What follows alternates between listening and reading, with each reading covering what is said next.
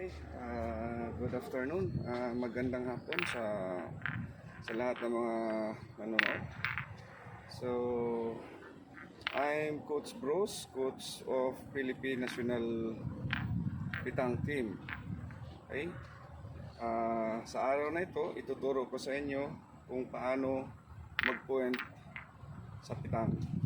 So, sa pitang mayroon tayong tatlong klaseng point. Una, yun yung tinatawag nating rolling, so pagulong. Then, pangalawa, yun yung tinatawag natin na high lob. So, pabalon siya konti. So, ang takbo niya is 2 meters lang or 1.5. And then, the high lob is high lob pataas siya. So, yung landing spot mo is 1 meter. Then yung glide ng bola mo, yung takbo ng bola, at least 1 meter lang. Okay? So, ituturo ko sa inyo ngayon kung paano mag-point ng rolling. And then, pangalawa, ituturo ko sa inyo paano mag-point ng semi-lob. And then, pangatlo, ituturo ko yung paano mag-point ng high lob. Okay, umpisahan natin sa rolling. Okay, so let's go.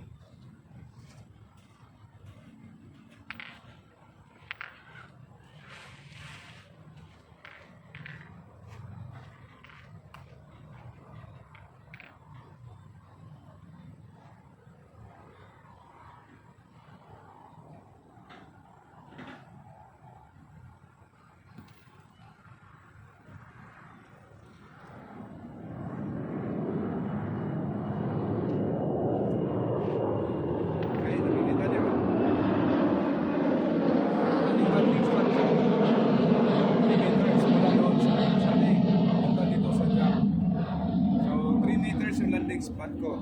So, importante yung landing spot kasi doon mo makukontrol kung gaano kalakas o gaano kahina yung kailangan mong ibigay. Okay? So, at least pumasok na siya. Reduce na siya. So, not bad. Okay? So, okay siya.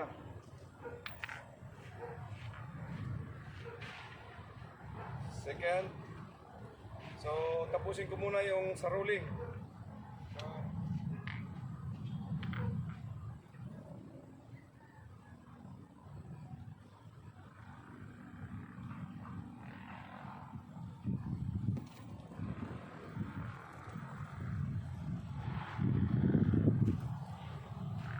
Okay, so medyo malakas lang ng konti, pero at least malapit pa rin sa reduce.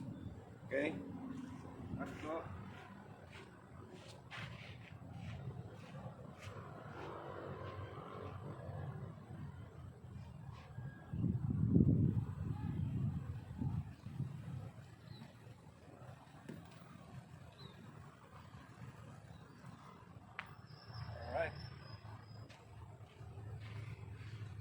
Okay, nakita niyo. So, yung pangatlong bola ko, saka yung pangalawa, ay yung una at saka pangatlong bola, pasok sa radius. So, maganda siya. So, nakokontrol ko yung landing spot ko, yung lakas, yung height. Okay? So, kailangan makuha mo lang yon. So, yun yung tinatawag na rolling. Okay? Pinaparol mo yung pinapagulong mo lang yung bola. Now, sa pangalawa tayo. So sa semi-lob, ituturo ko sa inyo kung paano naman yung semi-lob. So gaya ng sinabi ko kanina, pag rolling, 3 meters yung landing spot. Ngayon, gawin ko 2 meters pag semi-lob. So may height na siya konti, then roll yung bola ng 2 meters. Okay? So ito na yung semi-lob.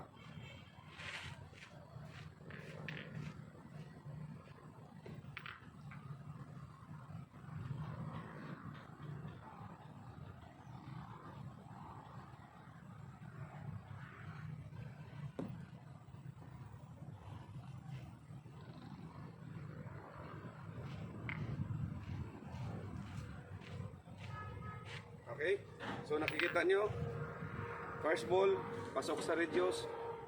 Ibig sabihin, good. Okay?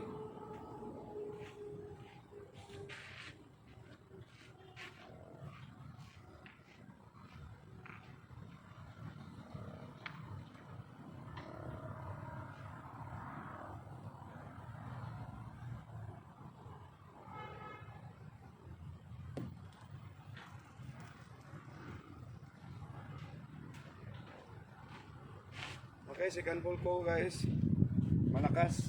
So hindi siya pumasok nun sa radius. So hindi maganda yon. So napalakas ko lang ng konti. So adjust.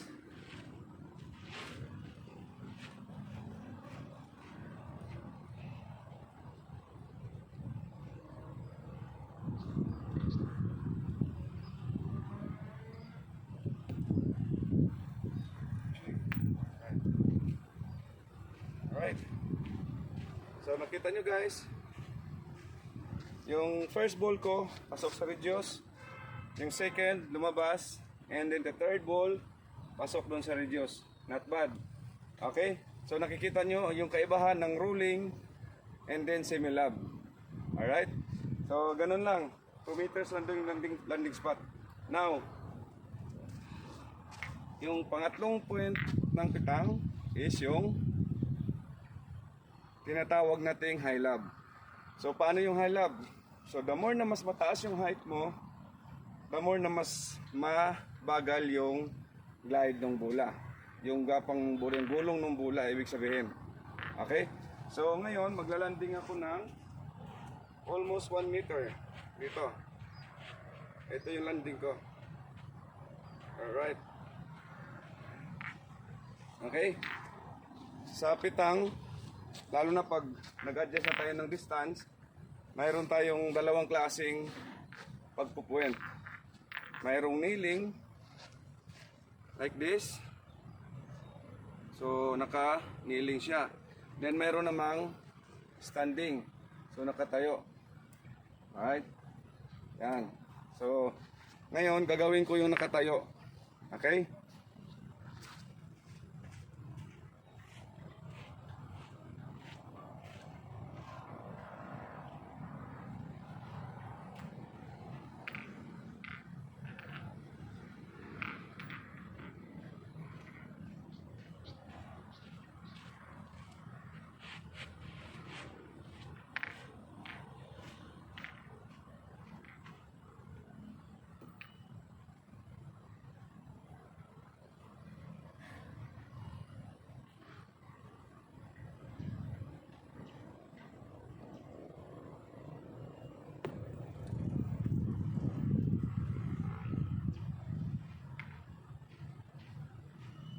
Okay, first ball natin guys.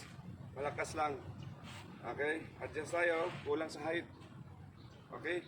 So, yun yung sinasabi ko sa inyo. The more na mas mataas yung height ng bola, the more na mas mabagal yung rolling niya. Yung gulong niya.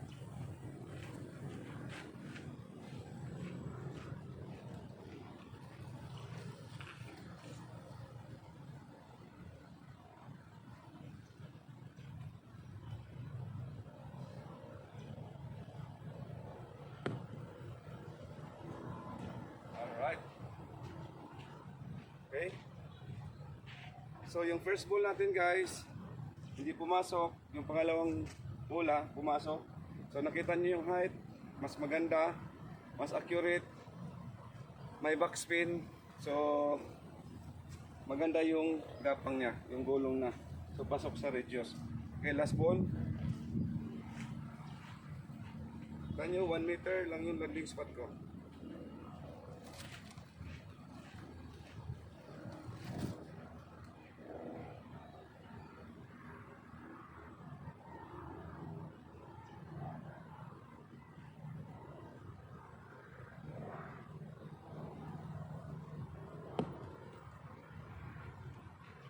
Alright.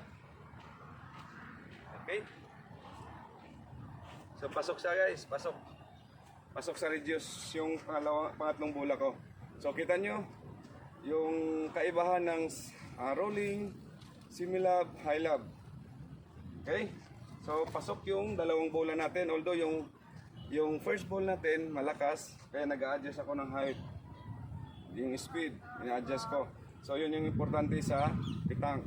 Kailangan magaling ka mag-distribute nung lakas, no? Lakas ng bola mo. Yung dawi na mag-release ka ng bola, kailangan accurate.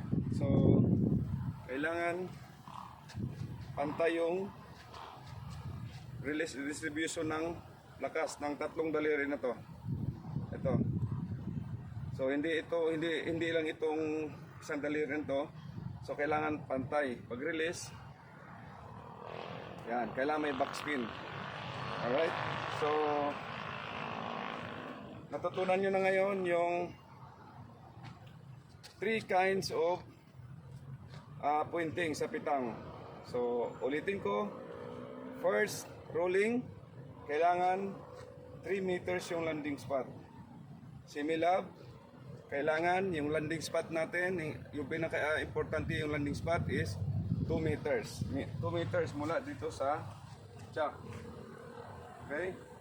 Then, third is yung high lob. So nakikita nyo yung huli kong ginawa, may height siya, may backspin. So, kaya pumapasok yung bola natin. So, kailangan sa pitang proper lang ng pagbigay, pag-release ng bola. Okay? So, kailangan basic. Makukuha niyo yung basic. Alright? Yung proper na hawak, hindi nakaganyan. Okay? Hindi rin nakaganyan. Kailangan proper. Alright. So, kita nyo? Yan. Lead. Then release. Alright. Okay. So sa susunod ko mga videos guys, ituturo ko naman sa inyo on how to shoot the ball. Okay? Ngayon, tinuturo ko muna sa inyo yung basic. Kailan step by step. Okay? Sa pitang, there are 2 types of shooting. Shoot. First, bound shoot. Yung nanggagaling muna sa lupa, like this. Yan yung bound shoot. And then yung ball to ball. So kailangan ball to ball. Yan. Okay? So yun yung ituturo ko sa next video guys. Ang pagsushoot. Kung paano mag-shoot ng tama. Step by step ituturo ko sa inyo guys. So sa ngayon, tinuturo ko na sa inyo kung paano mag-point. Alright? So sa susunod kong mga video pa, gagawa ako ng actual game para matutunan ng hindi pa nakakaalam sa larong pitang. Okay? Sa pitang guys, napakadali lang yung mechanics. Alright? So, sino yung unang maka 13 points, siya yung panalo. Okay? So, sa susunod kong mga videos, ituturo ko sa inyo yung mechanics ng pagpipitang. Alright? So, hanggang sa susunod kong mga video guys, abang-abangan nyo na lang. Maraming salamat. Bye-bye. Coach Bros again.